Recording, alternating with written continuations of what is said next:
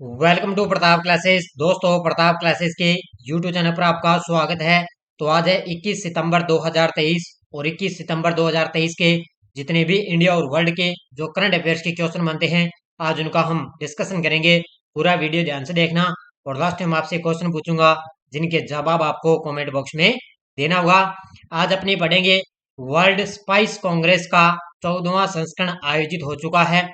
पायल Chhabra para commando बनने वाली पहली भारतीय महिला बन गई और राज्यपाल को लंदन में अंतर्राष्ट्रीय उत्कृष्टता पुरस्कार मिला है। इनकी आज हम चर्चा करेंगे। डेली आपको सुबह 6 बजे करंट की क्लास मिलती है। अभी आपके लिए 1 अक्टूबर से इस क्लास का टाइम 6:30 है किया जाएगा। बस अब भी लगभग 10 एक दिन हो रहा है, उसके बाद में डेली आपको 6 बजे मिलती है। लेकिन 1 अक्टूबर को आपके लिए इस क्लास का टाइम चेंज कर दिया जाएगा।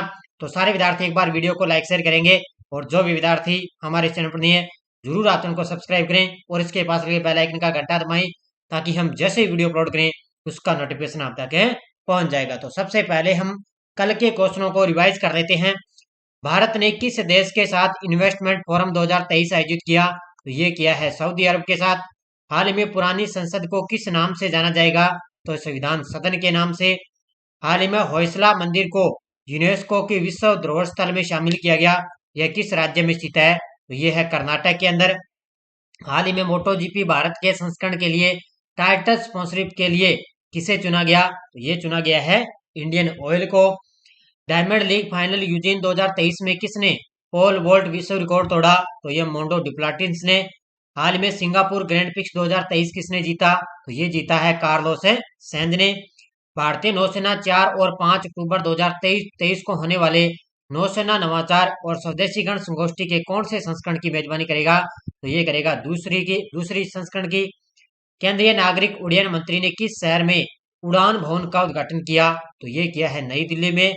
और हाल में दूरसंचार उद्योग निकाय डीआईपी का नया अध्यक्ष किसे नियुक्त किया गया? तो ये किया गया धनंजय जोशी को। तो ये थे कल के क्वेश्चनों का रिवाइज हमने कर लिया। इसकी पीडीएफ भी आपको टेलीग्राम पर मिल चुकी है। कोई लिंक आता है, कोई सूचना आती है और ऐप का भी लिंक है। लगातार आपको प्रताप क्लासेज ऐप के अंदर टेस्ट सीरीज चल रही है पूरे साल की, इंडिया और वर्ल्ड की, 50 रुपए के अंदर। ये भी आप जरूर ज्वाइन कर सकते हो। इसके अलावा राजस्थान पुलिस कांस्टेबल की टेस्ट सीरीज, आरपीएससी और आरएसएस द्वारा पूछे गए ओल्ड क्वेश्चनों की टेस्ट सीरीज चल रही है।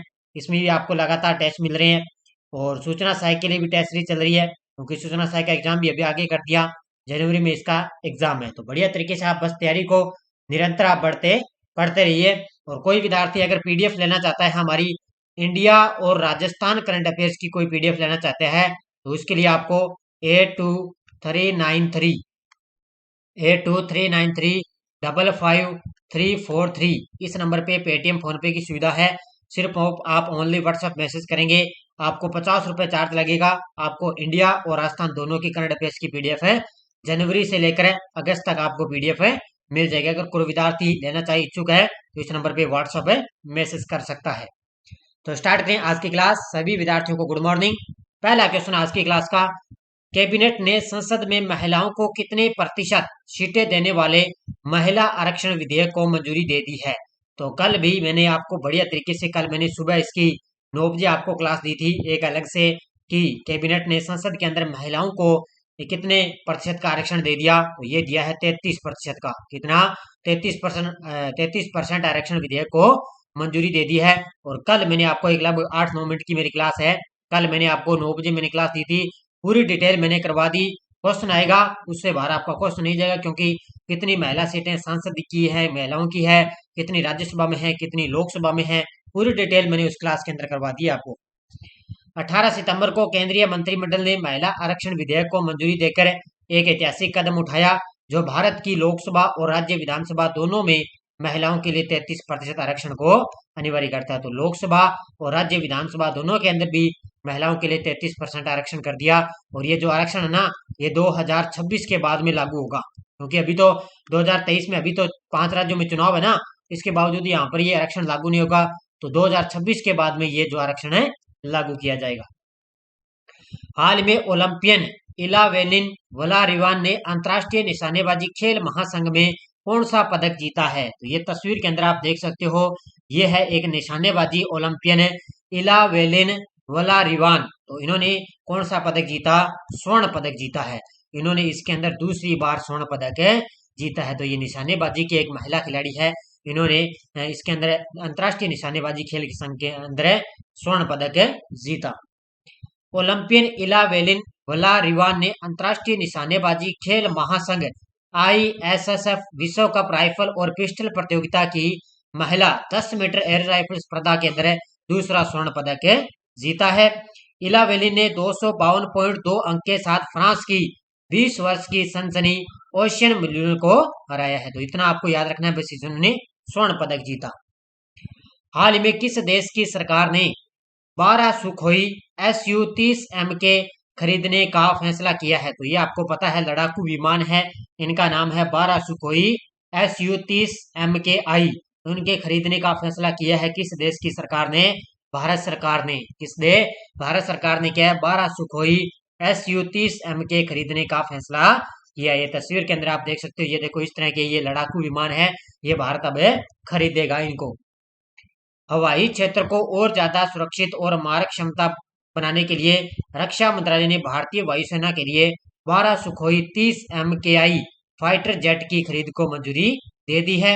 और इन सभी विमानों को मेक इन इंडिया प्रोग्राम के तहत हिंदुस्तान एरोनॉटिक्स लिमिटेड द्वारा इनको बनाया जाएगा। आपको पता है कहीं कि अपने जो विमान उड़ान भरते हैं लेकिन वो बीच में क्रैश हो जाते हैं, लेकिन उन पर उनकी जगह इनको सुरक्षित किया जाएगा ताकि हवाई क्षेत्र में और ज्यादा सुरक्षित और बढ़िया तरीके से इनको क्या है वो फाइटर जेट कर सके। तो इनके लिए 12 सुखोई 30MKI फाइटर जेट की खरीद के लिए मंजूरी दे दी। किसने? भारत सरकार ने।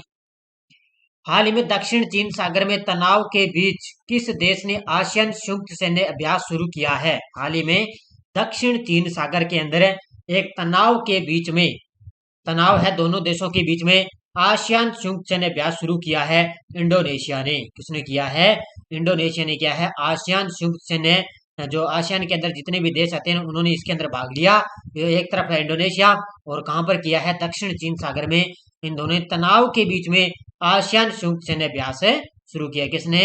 इंडोनेशिया ने। तो ये तस्वीर के अंदर आप देख सकते हो, देखो आसियान का संयुक्त सैन्य अभ्यास। दक्षिण पूर्व एशियाई देशों के संगठन आसियान के देशों की इकाइयों ने हाल में इंडोनेशिया के दक्षिण नाटुना सागर में अपने उद्घाटन संयुक्त सैन्य अभ्यास की शुरुआत की है। ये अभ्यास ऐसे समय में हो रहे हैं जब प्रमुख वैश्विक शक्तियों के बीच बहु राजनीतिक तनाव बढ़ रहा है और दक्षिण चीन सागर में चीन की गतिविधियों को लेकर चिंताएं बढ़ रही है। तो ये किन के बीच है? तो दक्षिण चीन सागर में चीन की गतिविधियों को चिंताएं बढ़ रही है और ये अभ्यास ऐसे समय हो रहा है जब वैश्विक शक्तियों के बीच में क्या राजनीतिक तनाव है बढ़ रहा है। तो ये तनाव के बीच में ये संयुक्त सैन्य अभ्यास आयोजित किया जा रहा है। हाल ही में मेजर पायल छाबड़ा पैरा कमांडो बनने वाली पहली भारतीय महिला बनी। इनका संबंध किस राज्य से है? लगा लो इस क्वेश्चन को स्टार, क्योंकि जब जब कोई भी महिला अगर किसी का खिताब जीत ले या कोई पहली भारतीय महिला बन जाए तो वो एग्जाम के अंदर जरूर एग्जामिनर उससे जरूर पूछता है। तो मेजर पायल छाबड़ा पैरा कमांडो बन गई है और ये पहली भारतीय महिला बन गई और ये है हरियाणा राज्य की। किस राज्य की रहने वाली है? ये देखो तस्वीर के अंदर बीच में खड़ी हुई है ये मेजर पायल छाबड़ा और ये पैरा कमांडो वाली पहली भारतीय महिला बन गई और ये है हरियाणा राज्य की रहने वाली। देखो हरियाणा के कैथल जिले के कलायत कस्बे की रहने वाली पायल छाबड़ा ने पैरा परीक्षा पास कर कमांडो बनने का गौरव हासिल किया। मेजर पायल को 13 जनवरी 2021 में कैप्टन के तौर पर आर्मी अस्पताल अंबाला कैंट में पहली नियुक्ति मिली थी। तो इनको क्या है 2021 के अंदर क्या है आर्मी अस्पताल के अंदर इनको पहली नियुक्ति बनी, लेकिन अब ये पैरा कमांडो बनने वाली पहली महिला बन चुकी है। उधमपुर रेलवे स्टेशन का नाम बदलकर शहीद कैप्टन तुषार महाजन रेलवे स्टेशन किया गया। यह किस राज्य में स्थित है? तो उधमपुर रेलवे स्टेशन का नाम बदल दिया, जिसका नाम कर दिया शहीद कैप्टन तुषार महाजन रेलवे स्टेशन और ये है कहां पर है? जम्मू कश्मीर के अंदर। कहां पर है ये? जम्मू कश्मीर में। देखो उधमपुर रेलवे स्टेशन का नाम बदलने के संबंध में जम्मू कश्मीर प्रशासन द्वारा एक आदेश को मंजूरी दिए जाने के बाद में उत्तर रेलवे ने सेना के बहादुर के सम्मान में मार्टिन कैप्टन तुषार महाजन रेलवे स्टेशन का नाम किया गया। इतना याद रखना है, उधमपुर रेलवे स्टेशन का कैप्टन तुषार महाजन किया जा चुका है। 2024 की शुरुआत से लोग चांगी एयरपोर्ट पर बिना पासपोर्ट एंट्री कर सकेंगे और ये एयरपोर्ट किस देश में स्थित है? लगा लो स्टार इस क्वेश्चन को।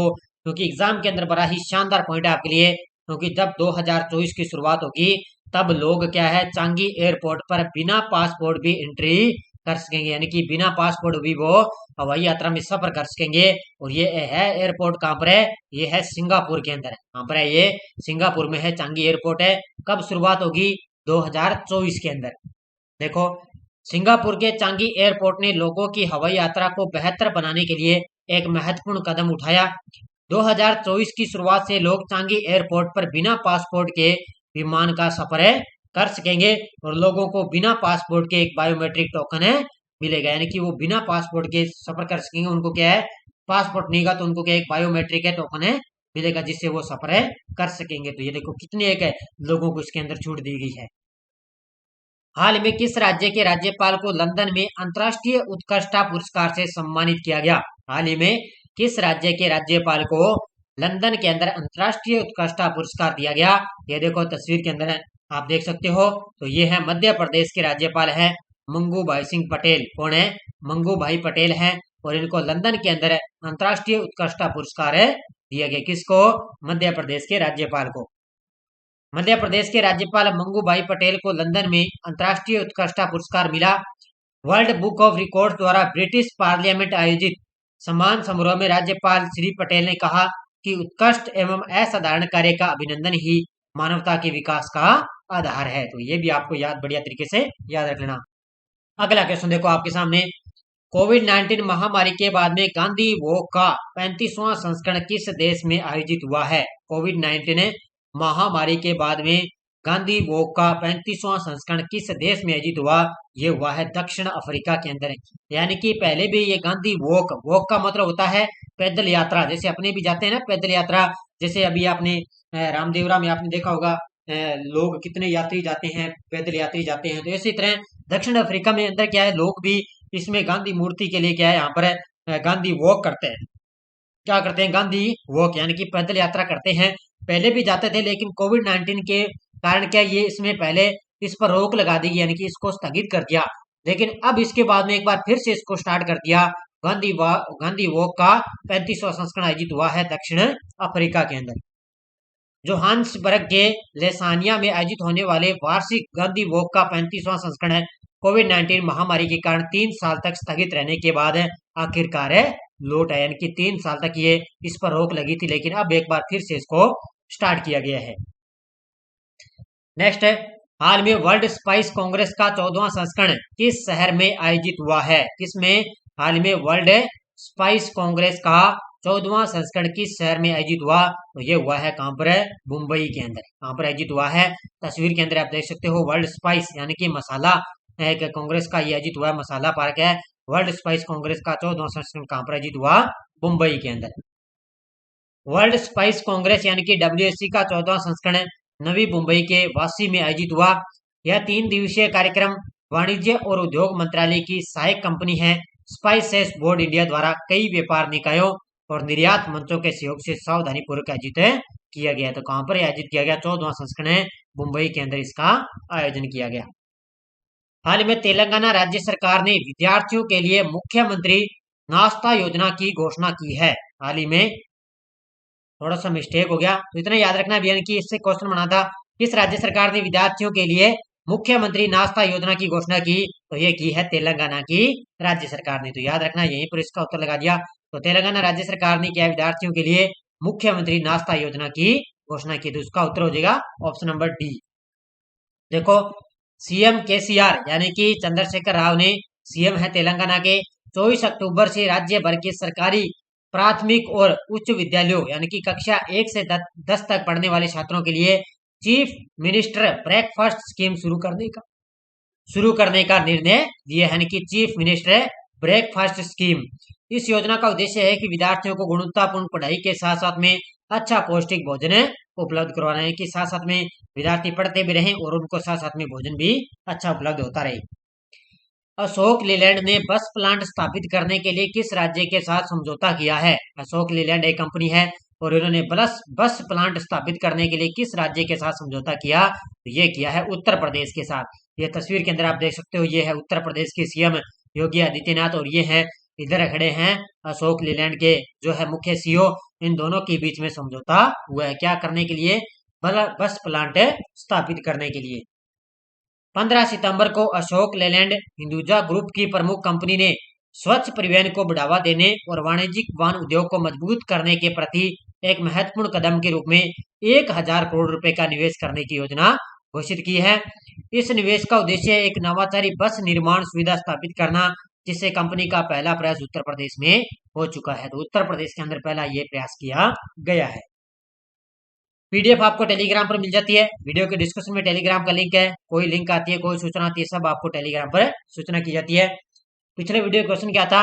क्रिप्टो को जमीनी स्तर पर अपनाने में भारत 154 देशों में कौन से स्थान पर रहा? तो इसमें पहले स्थान पर भारत का स्थान रहा और दूसरा स्थान किसका था? नाइजीरिया का। किसका था? नाइजीरिया का। और पहला स्थान है भारत का। बहुत सारे विद्यार्थियों ने शानदार तरीके से जवाब दिए, उन सभी को हार्दिक शुभकामनाएं। अब देखो क्वेश्चन फॉर यू आपके लिए। पीएम मोदी ने किस शहर में यशोभूमि कन्वेंशन सेंटर का उद्घाटन किया? नई दिल्ली, लखनऊ, मुंबई, हैदराबाद। इसका जवाब आपको कमेंट बॉक्स में देना है। तो सारे विद्यार्थी बार वीडियो को ज्यादा से लाइक शेयर करते रहना। और आपको लगातार मेरी क्लास मिल रही है, इसके अलावा टेस्ट भी आपको मिल रहा है ऐप के अंदर, शेड्यूल वाइज भी आपको टेस्ट मिल रहा है। तो सारे विद्यार्थी बार वीडियो को ज्यादा से लाइक शेयर करते रहना, कंटिन्यू आपको क्लास मिलती रहेगी। इसके अलावा हमारी जो बाजार में बुक आई है ना, ये इसका भी आपको सोल्यूशन यूट्यूब पे करवाया जा रहा है। आपको 2-3 क्लासें मिल चुकी है। अगस्त का करवा दिया, जुलाई हो चुका है, जून भी हो चुका है। तो आपको धीरे धीरे जनवरी तक आपको पूरा रिवाइज इसके अंदर करवाया जाएगा। तो बढ़िया तरीके से आप बस निरंतर पढ़ते रहिए। आप सारे विद्यार्थी एक बार वीडियो को ज्यादा लाइक शेयर करते रहिए। धन्यवाद। जय हिंद, जय भारत।